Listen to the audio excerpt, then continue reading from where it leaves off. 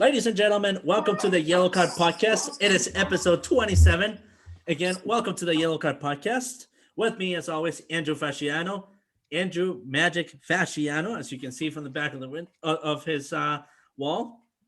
Big Magic.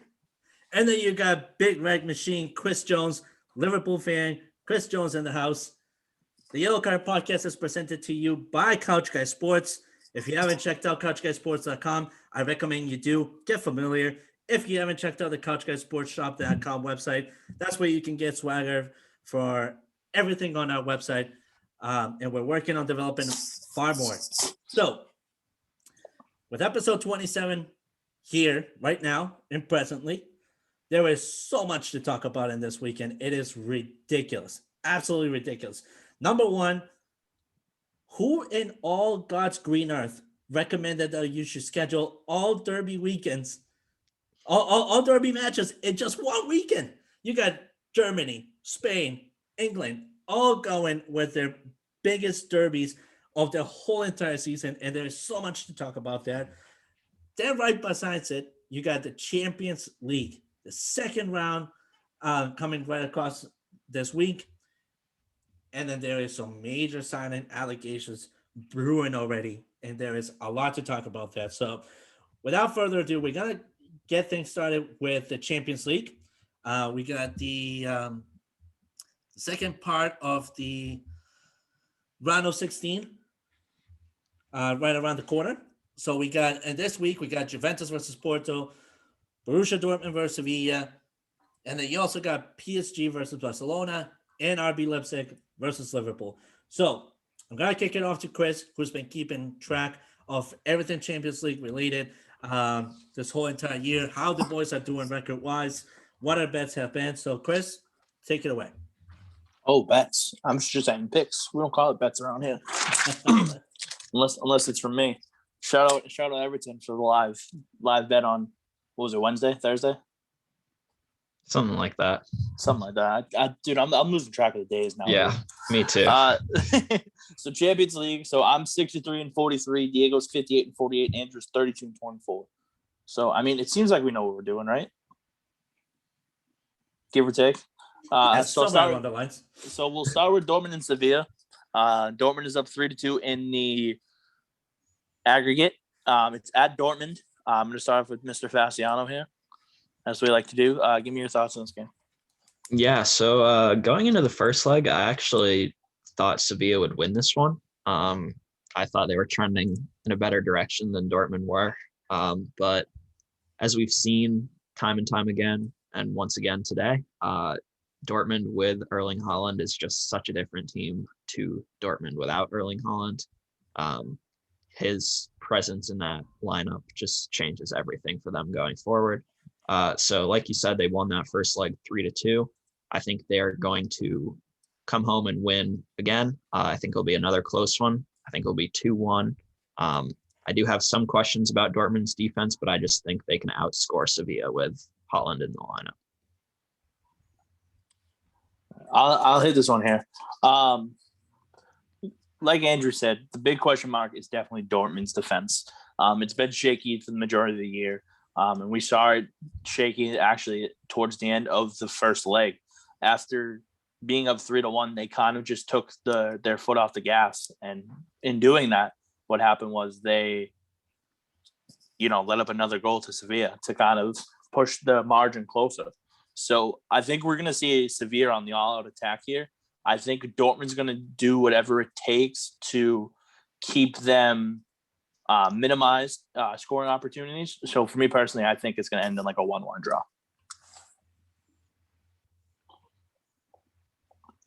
Diego? Right.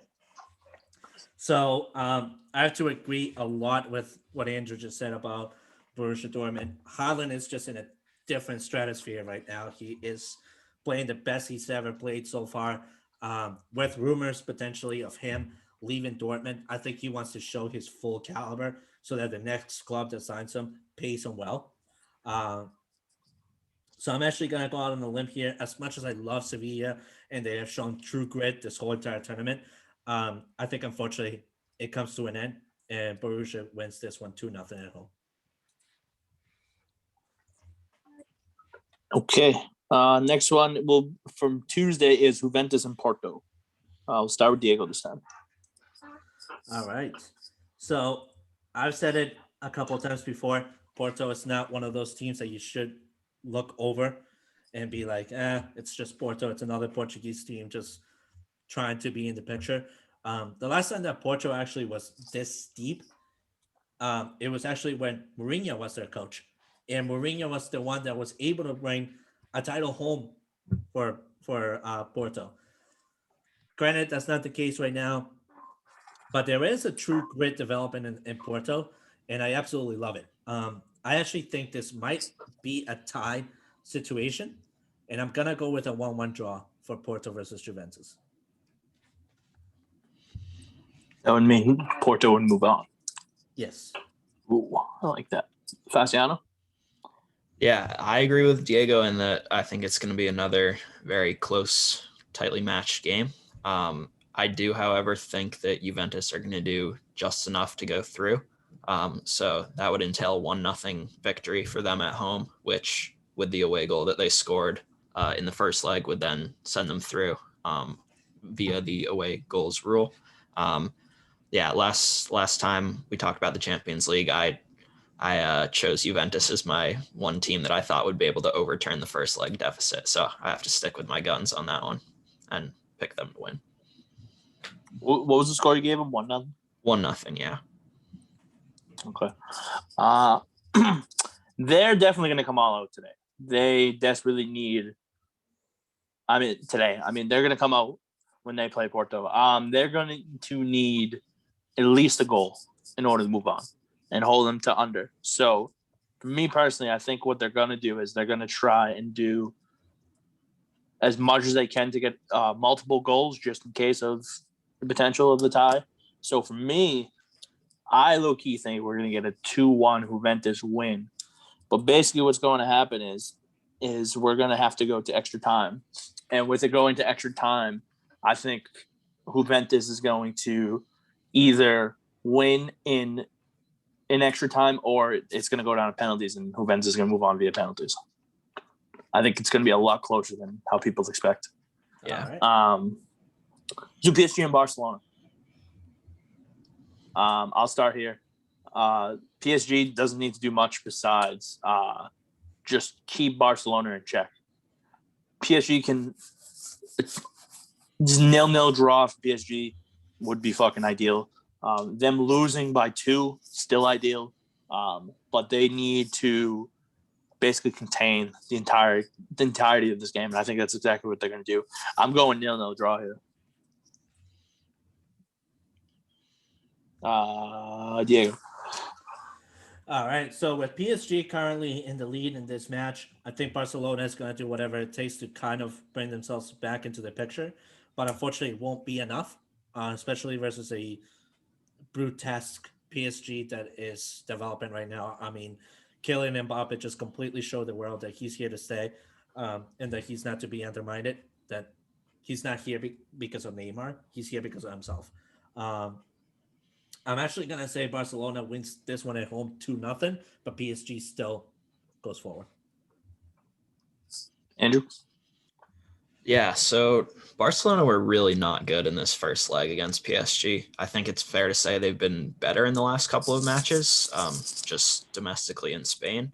Like Diego said, I think because they have a couple goal deficit to make up, they're going to come out swinging. And I think that they will grab a goal or two, but I think PSG will still do enough to win. I think it's going to be a high-scoring game, and I'm going to say PSG will win it 3-2 in the second leg. Wow. So in the last couple of games, Barcelona hasn't given up a goal since February 21st against Cadiz, and that's including playing a tough team like Sevilla on the road and then playing them in the Copa del Rey semifinal where they literally came back from a 2-0 aggregate. So, yeah. And I think that improvement has coincided with Koeman switching to 3 center back formation. I haven't watched those games, but that's what I've seen on Twitter. So a little change that seems to have worked for them. Yeah. Makes sense. Last one of the Champions League, and we'll move on. Liverpool and Leipzig. I'll go Andrew to start us off here. Liverpool, another team that kind of has been on a little bit of a snide lately, but they handled Leipzig pretty well last time, 2-0. So they have a lead to play with. I think Leipzig is too good to get shut out completely in this tie, but I think Liverpool also in this situation can kind of play a little bit conservatively and play not to lose rather than having to go out and get a bunch more goals. So I could see this one ending up as a draw. I'll go 1-1. Diego? So I think this game is actually going to be extremely dramatic. RB Leipzig has been really good as of late. In fact, they're the number one team right now in the Bundesliga with Bayern Munich right behind them by 1 point. Not looking so good right now for Bayern Munich, which we'll dive into that later. But I do think that Leipzig will win this one as necessary 2-0. It will go into penalties, and that's where, unfortunately, RB Leipzig will not be good enough to classify onto the next round. Liverpool wins. I was kind of on the same wave as Andrew here. I think Liverpool's going to play very conservatively, and we know what happens when they start playing conservatively. Something bad's going to happen. So I do think Leipzig gets at least a goal, but I don't see how Liverpool doesn't score a goal at home against this team. I understand they've struggled in the Premier League. They've lost 5 straight Premier League games for the first time, I think, ever in club history, which is ridiculous. Well, another statistic to add there too is like Liverpool this whole entire season has actually been the team that has scored the fewest amount of goals at home throughout the whole entire Premier League. So if that statistic continues into the Champions League, that's a little worrisome for Liverpool. For whatever reason, they play so much better in the Champions League. So I think we're going to get a 1-1 draw, like Andrew said. I just think on this stage of the aggregate where we have a couple of teams that are literally just looking to kind of contain. I think we're going to see a bunch of draws in the second leg here. All right. So let's transition, as I said, quickly into the derby weekend across all of Europe. If you're a soccer fan and you have heart issues, I recommend please have your inhaler handy. I know I'm doing that. I have both of my inhalers, one in each pocket, ready to go. Because what an absolute weekend we have here. We got Atletico Madrid versus Real Madrid in a Clásico de Madrid. Then you got the Clásico between Bayern Munich and Borussia Dortmund. And then you got the Manchester Derby to top it off on that. The most exciting league across Europe decides to schedule their biggest, the largest headlining game of the whole entire season in that same exact weekend. I don't know what brutal person did this, but congratulations to you. Like, TV ratings are going to go off the roof this weekend because of those games. So let's dive into the current game going on right now between Borussia Dortmund and Bayern Munich, which we all know at this time, I believe Borussia Dortmund is up 2-0. Too early. 2-1. Oh, it's a 2-1 game. Okay. So two Come early on. goals. Come on, I got the live bet up. I'm live betting Bayern Munich as we speak. So 2 early goals from Erling Haaland at the 2nd minute and at the 9th minute. I mean, 2 goals in less than 10 minutes against by far the greatest team right now in the world, right behind Manchester City. I mean, that is insane. Talk about impulsing your value to the absolute moon and above. Like, Haaland just did that. Like, forget investing into Bitcoin, Dogecoin, and all that. Invest into Haaland because this dude is just taking those stocks to the absolute. I think he's taking them into Jupiter. Forget the moon. Yep. He's going into Jupiter. So, screwed. And then don't forget Lewandowski in the 26 cut the deficit in half. So that was big for Bayern. So Robert Lewandowski cuts the lead by half, as Chris just mentioned. So what do we think of this matchup? What do we think it's going to end at? I'm going to start with Andrew, then I'm going to dive into Chris. Go ahead, Okay, yeah. So to start, I would say that if you're a fan of watching strikers, there's probably not a better matchup in club soccer at the moment than Bayern versus Dortmund. Lewandowski, probably, in my opinion, the best established striker in the world right now, and Haaland, in my opinion, the best young up-and-coming striker in the world right now. So both of these teams have the potential to keep the goal-scoring brigade coming, I would say. Another interesting thing to note is that in years past, this would not be the case, but you could say that this game has a very distinct North American feel. Alphonso Davies obviously starting for Bayern.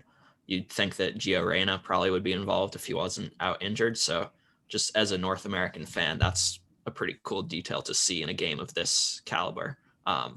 Not just one, but two players, one on each team in such an important game.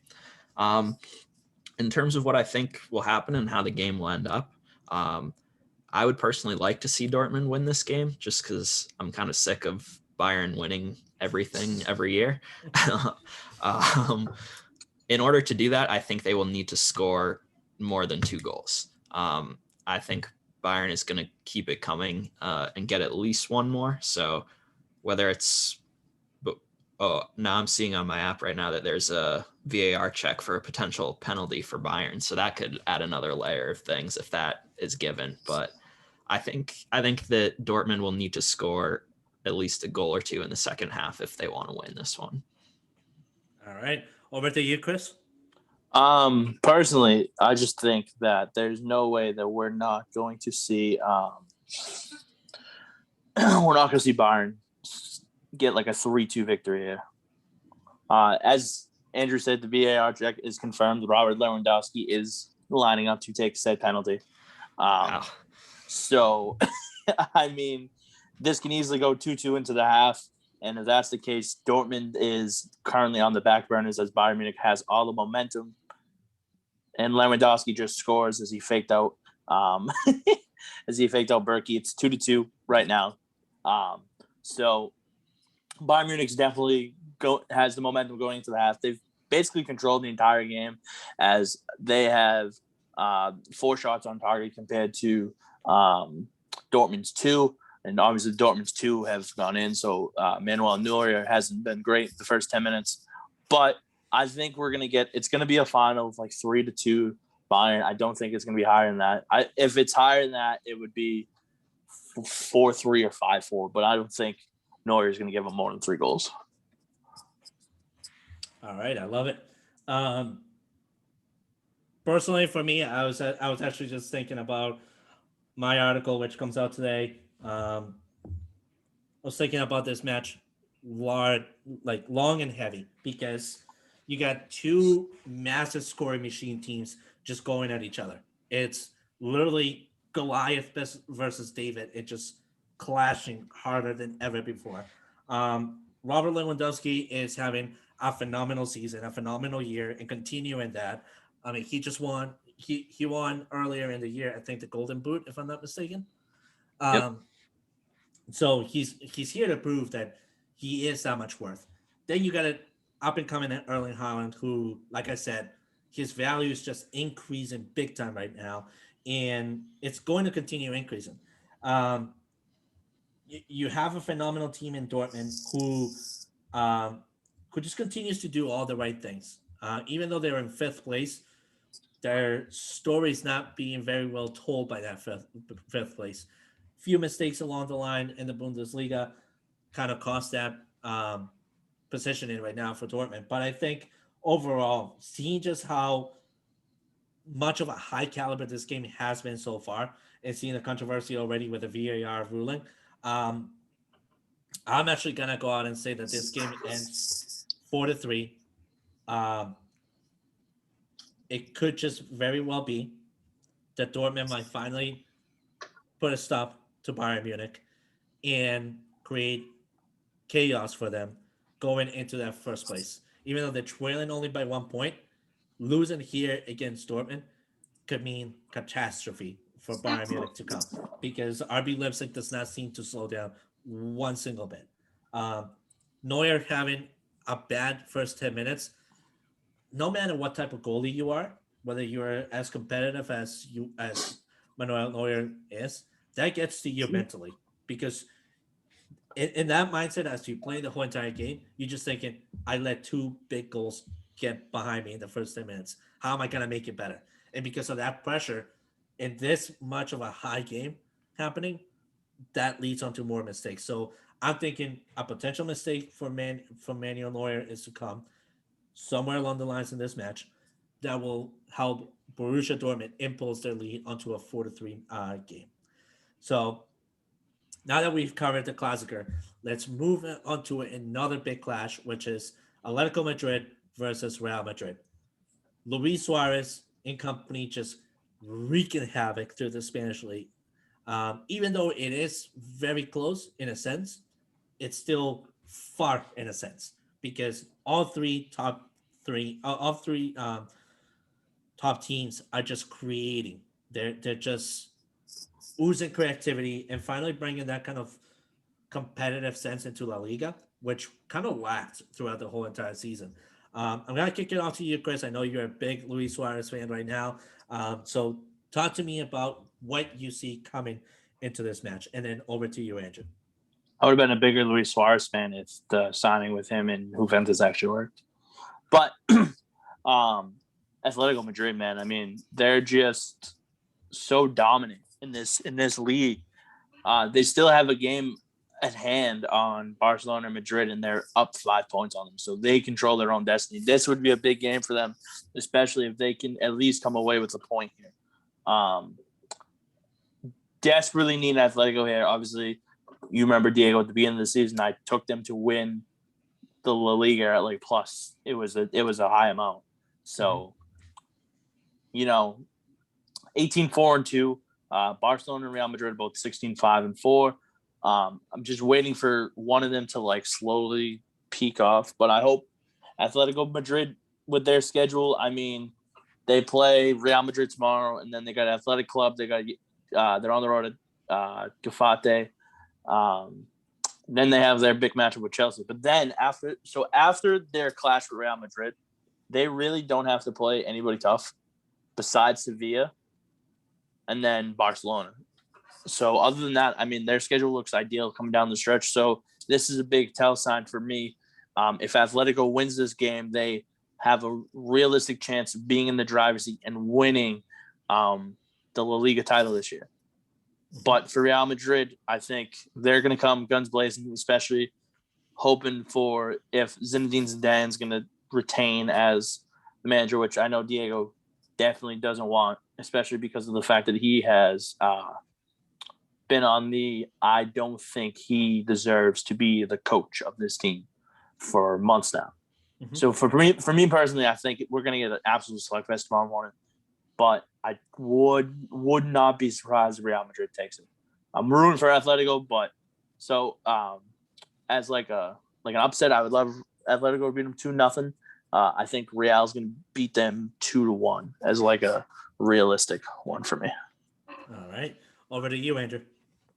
Yeah, I think I would also like Atletico to win this one as sort of an underdog matchup. I like when they are in the hunt for La Liga title.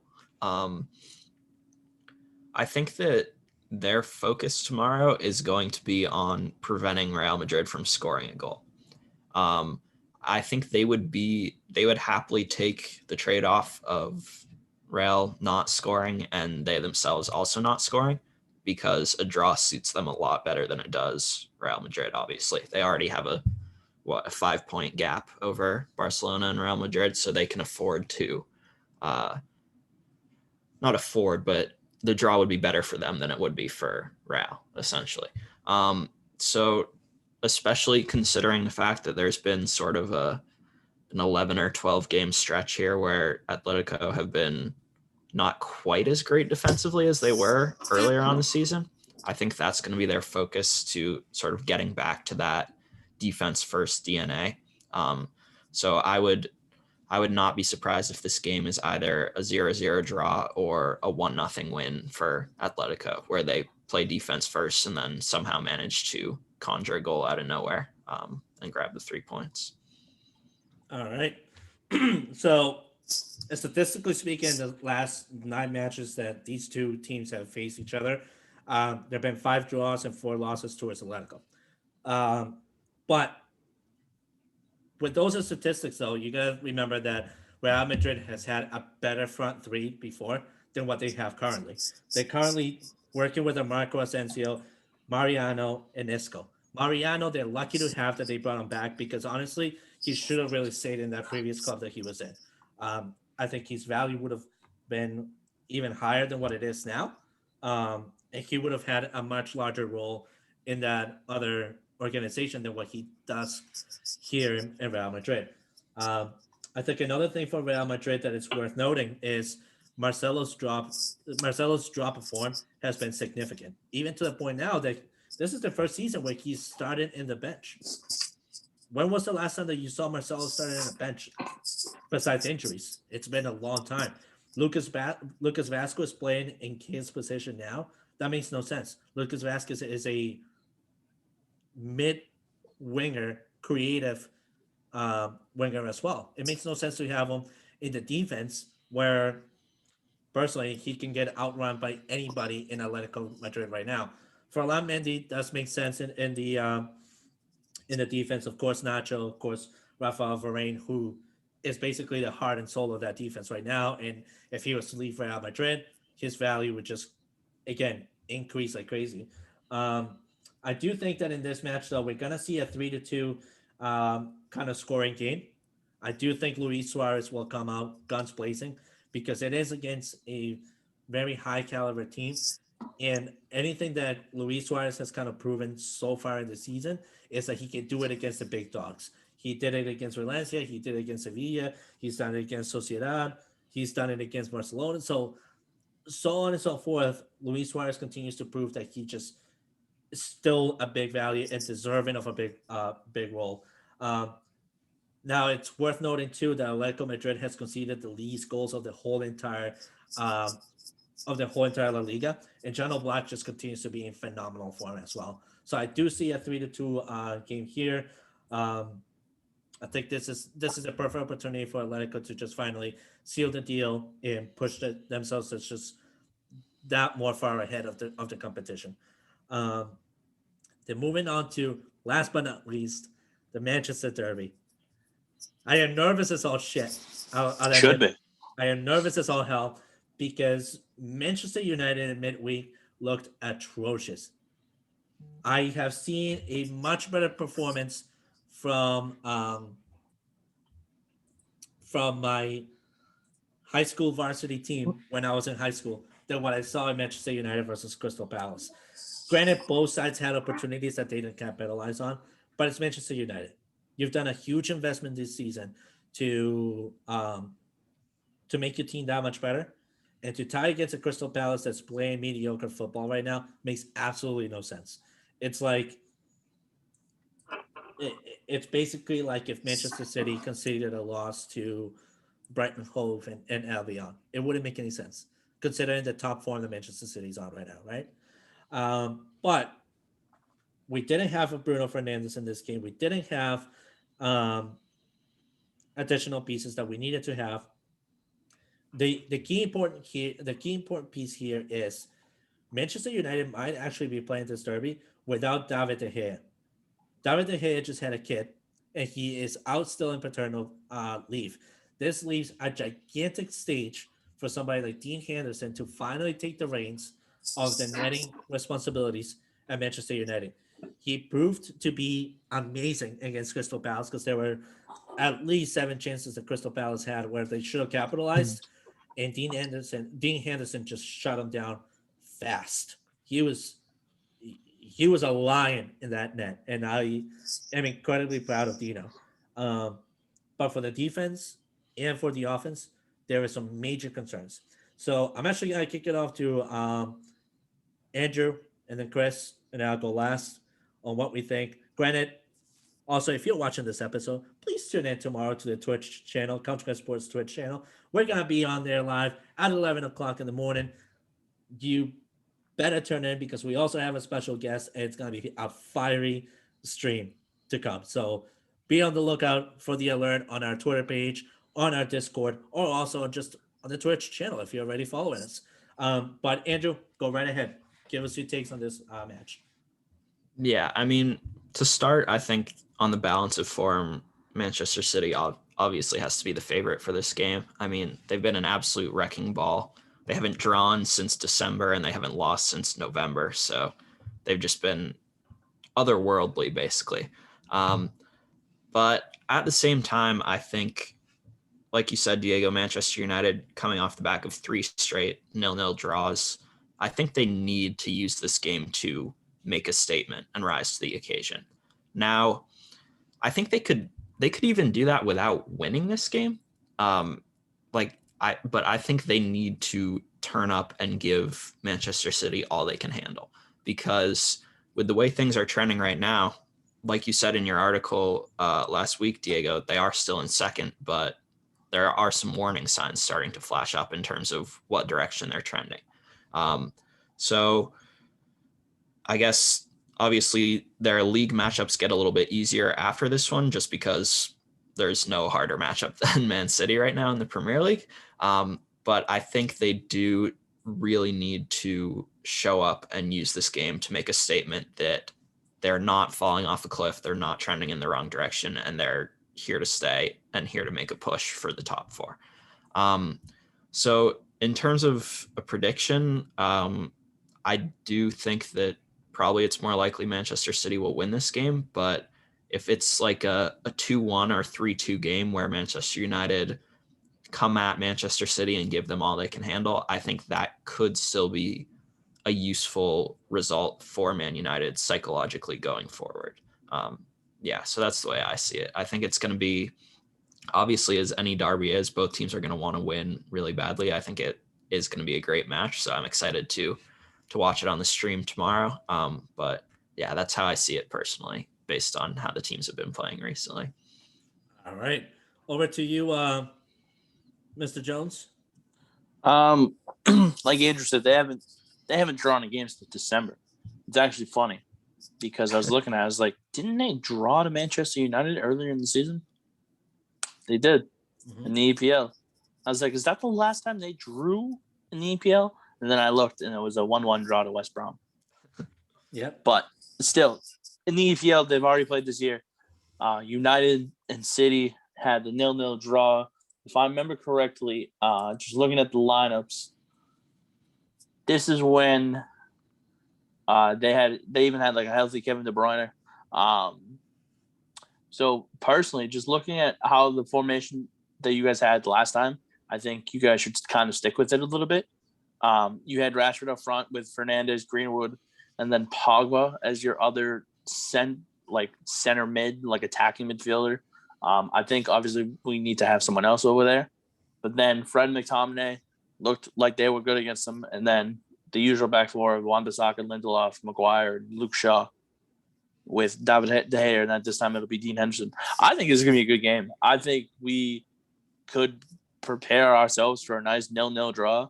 We could prepare ourselves for a 2-2 draw. We could prepare ourselves for any kind of draw, to be honest with you. I think this is probably one of the most confident games that I'm in, that I've had about Man City in a while, where I don't know how good they can actually be against this team. Like, don't get me wrong, United looked like shit earlier in the week. But this is the type of game that you see United come out and play, especially with them on the road at Etihad Stadium. So, personally, and they, besides the Arsenal game, they really haven't been closer to anybody. Arsenal and West Ham, excuse me. So, trust me, this game's going to be a lot closer than people think. Yeah. I mean, timeline-wise, like thinking back in history, Manchester City have actually lost 3 of their 5 games against United at home. 1 draw, 1 and including last year's defeat 2-1 at home. And Manchester United would be looking to finally, since 1993 and November of 2000, to finally win 3 consecutive away games in the season. So, granted, like Chris said, United looked atrocious middle of the week. I mean, there is no sugarcoating their performance at all middle of the week. But I do see a Bruno Fernandes that's going to be fired up. I do see a Marcus Rashford that's going to want to set a statement. And I do see a Dean Henderson is going to do whatever it takes to protect the back of the net. He's done it before. He's done very well actually against Manchester City. Even when he was playing at Sheffield last year and they faced Manchester City, he did actually really well. So what I will say is this is actually the hardest match to predict of what the outcome is going to be, because City has not really had a true competitor thus far in the season, as hard as United can be when they want to show their full potential. And that's the thing going into tomorrow. Solskjaer is actually one of those coaches that's very good against the wall, where he's put against the wall. And this is a season. This is one of those situations. Coming into 3 ties so far, where, as Andrew said, the rest of the table is creeping up on you very fast. You need to do something. This might just be that time where Solskjaer finally delivers a good product, delivers a very good statement going into this league. And in fact, actually, Pep Guardiola said in an interview earlier in the week, he's the stingiest coach to play because you never know what he's going to come out with and what last minute substitutions he's going to make to switch the game completely. So I do think this is going to be a very close game. I don't see it being a high scoring game by any means. I think this is probably going to be a 2-1 game. I just don't know what side to pick on this one. I'm going to leave it at that because I like Manchester City a lot. I like what they've done so far this season. I like their fight and intensity that they've brought. But I'm also a United fan.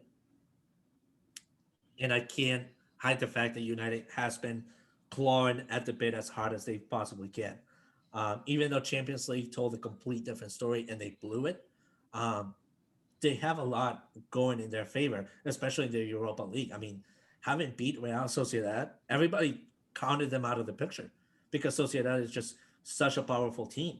And all of a sudden, United delivered an amazing performance that even me as a United fan, I was like, was that really the United team I'm used to seeing so far this season? Because I haven't seen them be that powerful and with such drive in the whole entire season. So I'm actually wishing good luck to whoever the ref is on that one. I swear to God, if it's Chris Kavanagh on the bar, I might literally just need life-saving. That was the first thing I checked this week. It's not, I promise. The first thing I checked this week. Hold on. Oh my God. Who's the ref for tomorrow? Anthony Taylor, I think. Oh, that doesn't help that much better. No, it's not that much of an improvement. Anthony Taylor. The assistants are Gary Biswick and Adam Nunn. The fourth official is Mike Dean.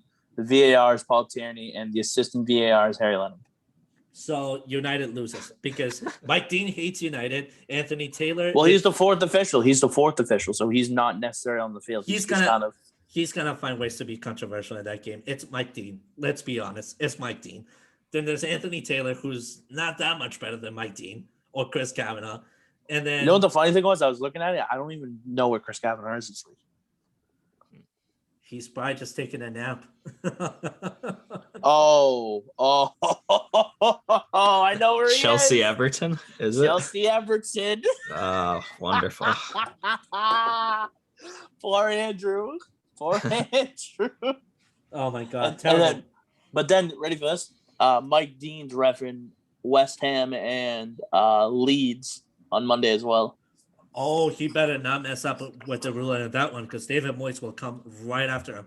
He will. If there is somebody in the English Premier League that David Moyes hates more than anybody in the league, is Mike Dean.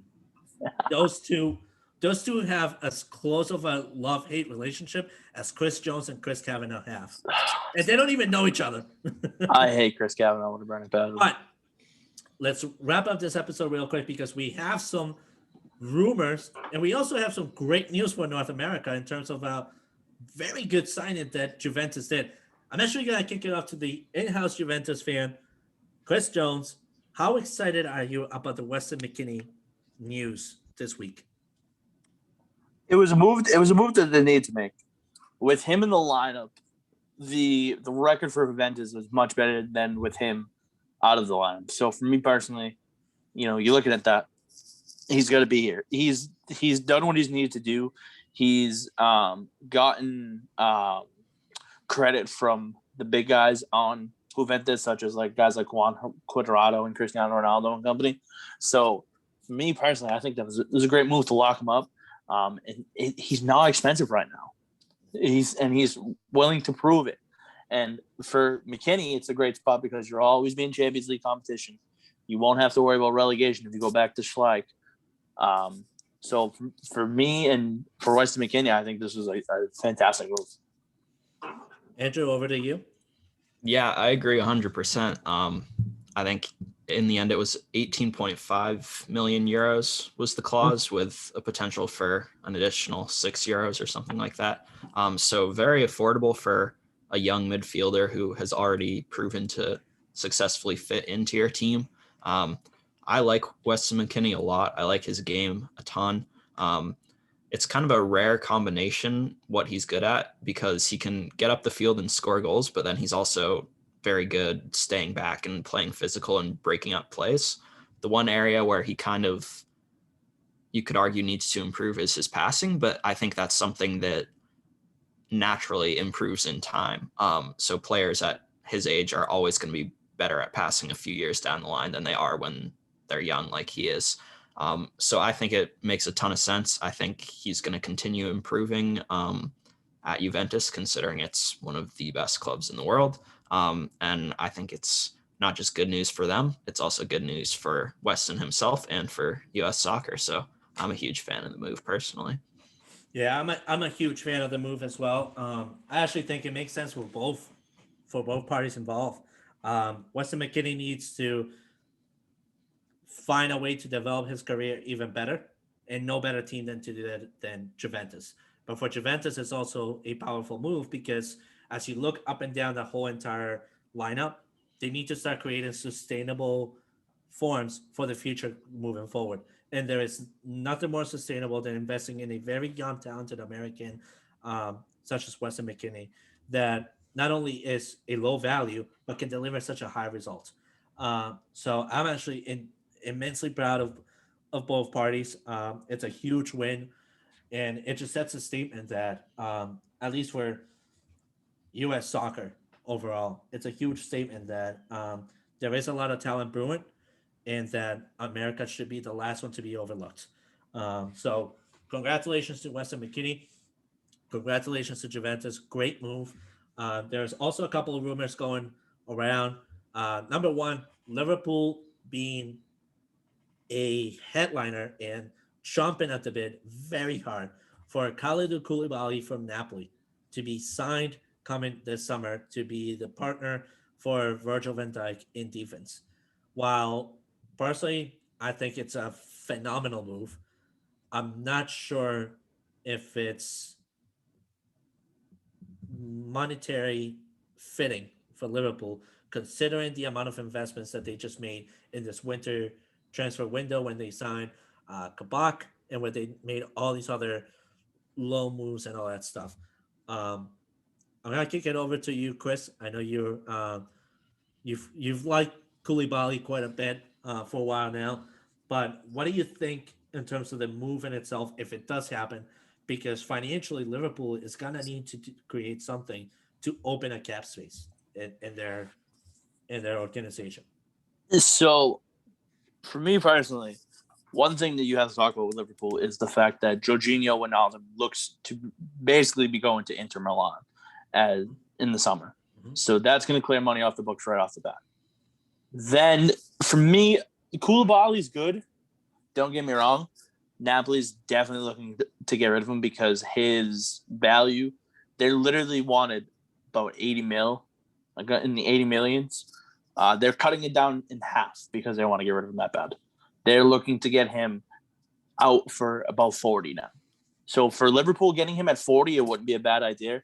But for me, it just means what's the future for a guy like Joe Gomez and Virgil van Dijk? Liverpool's definitely going to have to make some moves. I would love for them to, get like another striker, a solid striker to go with Jota, to go with Salah, to go with Sadio Mane, but I'm just waiting for one of them is going to leave. I don't know which one. One of them is going to leave, and it's going to pain me because they've been so good for so long, and to see them leave, it would be heartbreaking, to be completely honest with you. But Jurgen and company have a lot of work to do this summer in order to get where they want to be for years to come. Over to the opposite side of the Mercy side, Everton, give us your takes. Yeah, I mean, what you finished with there, Chris, that would be my question as well, because theoretically, when Liverpool's center backs are healthy, don't really need Koulibaly necessarily. Van Dijk, Gomez, even Matip are three very good Premier League center backs. So I guess it's a question of whether or not one of those pieces is moving on, or maybe it's a question of, obviously Gomez and Van Dijk are both going to be returning from serious, lengthy injuries. So maybe it's a question of whether or not they actually get back to that top level that they were at. So yeah, I would, like you said, I would expect if they do bring in Koulibaly, someone has to go out the door. And I had another thought, but now I've completely forgotten it. I mean, really quickly, the only other thing I can think of is if they change up their formation completely. But I don't know if they will, because given Robertson's ability to create, do you move him up to like a left midfield or like a left wing in a sense? You know what I mean? So there's plenty of different ways they can go about it, but it'll be interesting to see what's the idea that they have moving forward.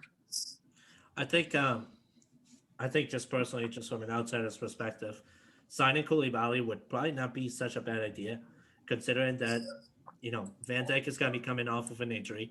He's going to need to be 100%, especially in such a physical league and high demanding league as it is the Premier League. And recovering from an ACL injury is not the easiest thing in the world. And I can say that from personal experience. I think actually giving Van Dijk somebody like Koulibaly that could be physical, fast, but also tactical in the back would actually be nothing more than a helping hand for Van Dijk. However, with Wijnaldum possibly leaving to Inter Milan and with one of the big three up front leaving as well, you kind of need to create a way so that if you are to get rid of some center backs for a team that needs a center back and is willing to give an offense, you need something in return to then be able to count with a center back. And if you're going to get Koulibaly under a low value, as it is like 40 mil or whatever it is that they're requiring, you have nothing to lose if you're Liverpool, because then you're going to be able to trade off a couple of center backs that might have a bigger role in another organization. Don't get me wrong. I love Gomez. I love Matip. I think they're phenomenal, but I think they could also develop a bigger role in other organizations that might be willing to hash out the money for them. So I see both sides of the coin. I don't see anybody losing there though, especially Jurgen Klopp. Jurgen Klopp is a cerebral assassin when it comes to these moves. Then last but not least, you guys have all heard about Erling Haaland being seriously targeted by Chelsea, obviously because of the Thomas Tuchel relationship that they've had there. There's also controversy that maybe Manchester United is in the picture, but Manchester United is in the picture of every freaking move, so you can't really count them as a serious threat. With Chelsea, though, it's interesting because they will have to let go of either Havertz or Pulisic, both of which seem to want to leave this summer because they're just not having the great season that they thought they would have. Who do you think, in your opinion, leaves first between those two, Havertz or Pulisic, and reasons why? Yes. To you. Go ahead, Jones. Go ahead. Yes, to both. To both. Okay. So for me, Pulisic, it's not because of the way he's played. It's because the spot on the formation doesn't fit him. He doesn't have a spot in the formation. Mm-hmm. So it's a struggle for him. I understand it. But Havertz, it's because of coming in, people thought Kai Havertz was going to have a phenomenal season, and he just has not been what Chelsea has thought he would be for them. So looking forward, I mean, Erling Haaland could go to any of the top 4 big teams, and that could afford him would be United, City, Liverpool, and Chelsea. I think that's more realistically where he goes. But for Chelsea's aspect, I think they need to focus on adding depth to center backs, getting better center backs, and they have to figure out. Also, another name to keep an eye on for them is Marcos Alonso. I don't think he stays either because they're going 3 center backs, and he plays the left midfielder spot. And he can create and get golden opportunities for players, but I think that his time in Chelsea is also going to be up as well. I think Chelsea is going to be very active again because they have Tuchel now, and Tuchel has basically kind of changed up the entirety of the formation. Go ahead, Andrew, because I have some ideas in mind that might shake up your thoughts, but I want Andrew to go first. Okay, yeah. So if you Google Erling Haaland right now, it comes up with articles saying that he's going to Chelsea, Man United, Bayern, Man City, Real Madrid, Arsenal. There's no way he's going to Arsenal, in my opinion, but any of those other teams, I could see him going there. So I think he's probably going to be the biggest sweepstakes, so to speak, of the summer transfer window in terms of where he ends up. Back to your original question about Pulisic and Havertz and what Chelsea's doing. I agree with what Chris said in terms of Chelsea potentially being a team that's going to have a lot of turnover again. I think that's kind of one of the things that I was a little confused by when they actually got rid of Lampard. Is that I don't know if it's the most sustainable model to let your manager spend huge amounts of money on players and then do it over again when you bring in a new manager. But that might kind of be what they end up having to do to keep Tuchel happy and keep him feeling like it's his team and his vision is respected by Chelsea as a club and the upper management and all that. I don't really know where what a potential destination for Pulisic would be, but I could see him moving on sooner rather than later if Tuchel commits to playing the formation that he's using right now. Because, like Chris said, there's just not a spot in that formation for Pulisic right now, and I don't think he personally would be content to sit on the bench and get the occasional cameo. I think he would rather move elsewhere and play. So. Ooh, I kind of had a thought on where he could go, but I'll keep it to myself for now. Maybe I'll write an article about it. Actually, no. You know where it might not be bad, depending on what their formation looks like next year. Andrew, want to point up for me real quick? Watch out, Carlo Ancelotti might just add him to the fold. I wouldn't hate it. So, in my mind, I have a few thoughts that involve Chelsea, Liverpool, Everton, and potentially Manchester United. So basically, our 3 favorite teams in Chelsea. Got it. Hit me. Yes. Manchester United is going to be in dire need to find additional center backs. Harry Maguire hasn't cut it for the past however long. Victor Lindelof has been shaky. And then when you replace those two, you only have an Eric Bailly that this is the first year that he's managed to stay healthy. So what do? You need to bring in an additional piece. That's where I can potentially see Joe Gomez going from Liverpool over to Manchester United. Then I move over to Kai Havertz. Kai Havertz is going to be more than likely a person that will leave first. I do think Pulisic will also leave as well, but I think Pulisic could possibly go to like an Italian league where it's more of his style of play. I see Kai Havertz actually being a potential big signing for Everton, who need an additional creative piece. James Rodriguez has been all alone. Richarlison has been a phenomenal person, but you need an additional creativity piece. I see Kai Havertz being a magical Everton person. Then I move over to Liverpool, who are going to desperately need a replacement for Mo Salah, who's been the person hinted towards the most that is likely to leave. Well, it might just be that Chelsea might have the solution for you.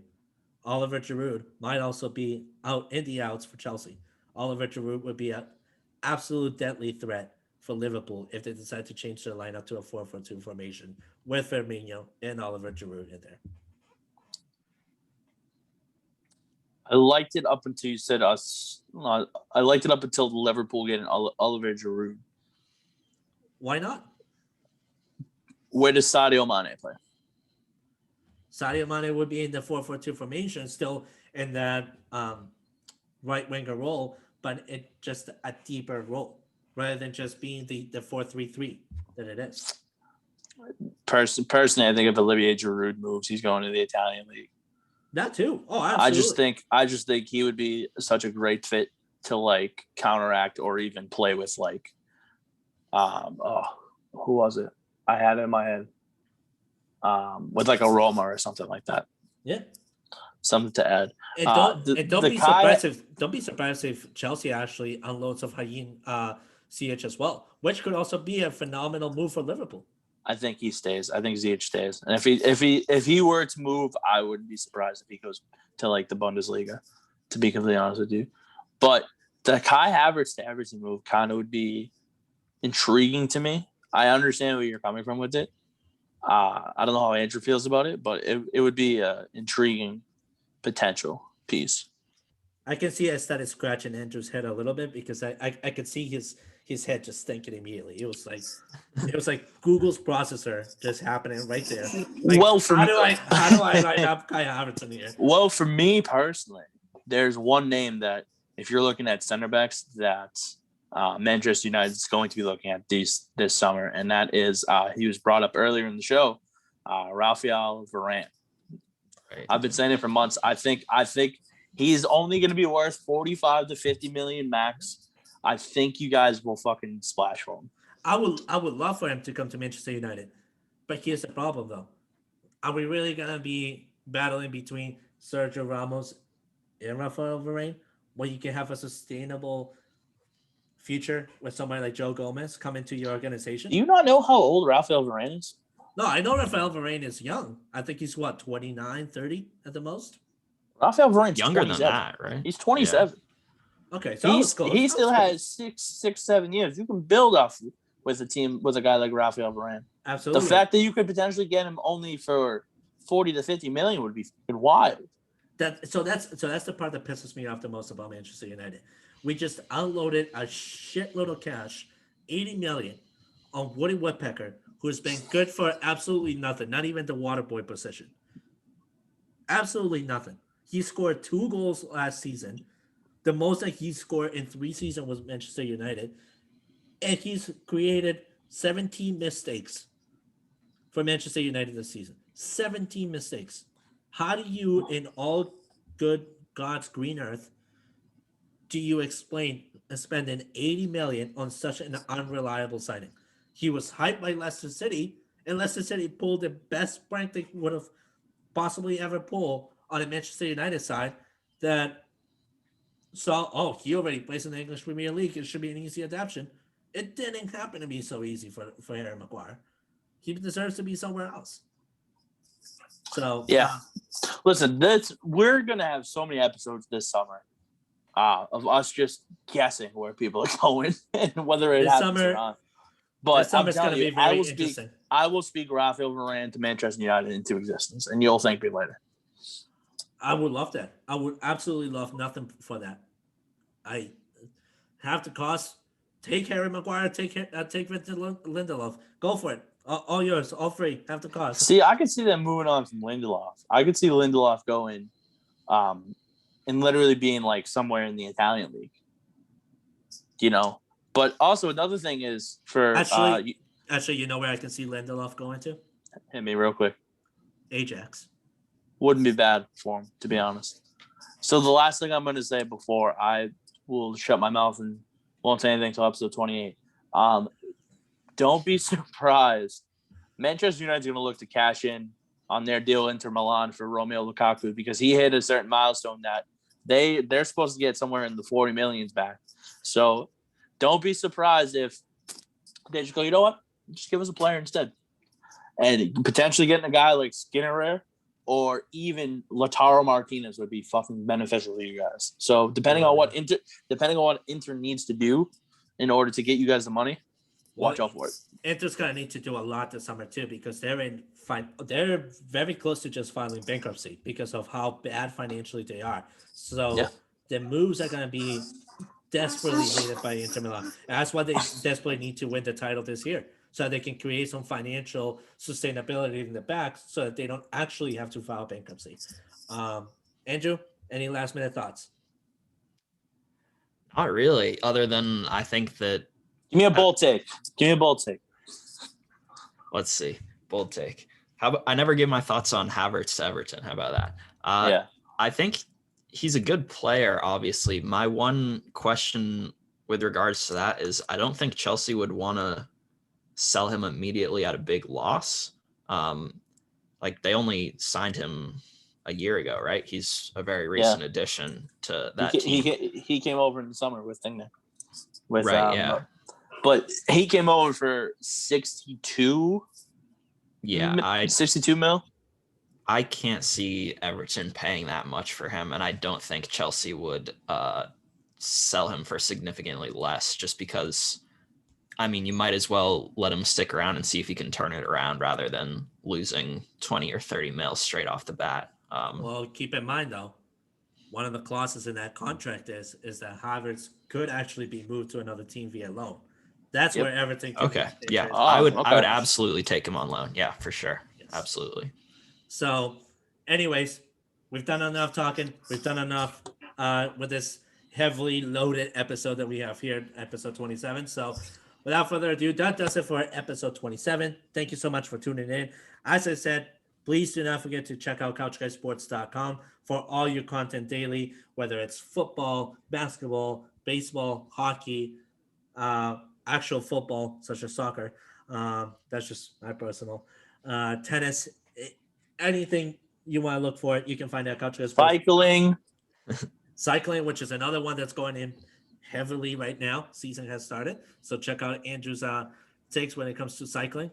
Big takes happening in that area. And check out all the podcasts on the network, as well as check out the Couch Guys Sports Shop website for any of your swagger that you wish to have from Couch Guys Sports. Tune in tomorrow to Twitch, 11 a.m. See you guys tomorrow.